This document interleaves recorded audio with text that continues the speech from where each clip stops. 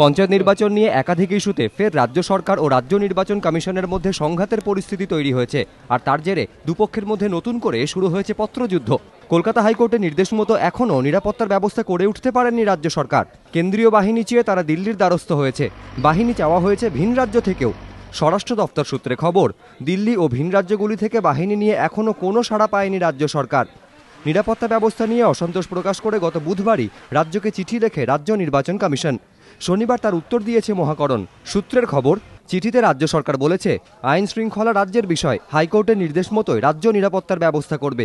সেই লক্ষ্যে দিল্লি ও একাধিক রাজ্যের কাছে বাহিনীও চাওয়া হয়েছে। ভোট এখনও 1 মাস দেরি। পুলিশ ও প্রশাসনিক অফিসারদের নিয়ন্ত্রণ করার অধিকার নিয়েও রাজ্য সরকার ও রাজ্য নির্বাচন কমিশনের দ্বন্দ্ব চলছে।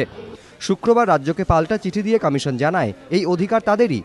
মহাকরণ সূত্রে খবর, সেই চিঠির উত্তরে মহাকরণ জানিয়েছে তারা নিজেদের অবস্থানে অনড়। রাজ্য সরকারের বক্তব্য, জনপ্রতিনিধিত্ব আইন অনুযায়ী কর্মী অফিসারদের নিয়ন্ত্রণ তাদের হাতেই। তবে শুধু নিয়ন্ত্রণই নয়, 3 বছর একই পদে থাকা ডিএমএসপি থেকে থানার ওসিদের সরিয়ে দেওয়া নিয়ে কমিশন যে তালিকা দিয়েছিল রাজ্য তাও মানবে না বলে এদিন কমিশনকে চিঠি দিয়েছে। সূত্রের খবর, রাজ্য চিঠিতে লিখেছে, বেশিরভাগ অফিসারকে ইতিমধ্যে বদলি করে দেওয়া হয়েছে। কয়েকজন অফিসার 3 বছর পরেও একই জায়গায় রয়ে গিয়েছেন। সরকার তাদের পঞ্চায়েত নির্বাচনের পরই বদলি করবে, কিন্তু এখন বদলি করলে ভোট পরিচালনায় ব্যাঘাত ঘটবে।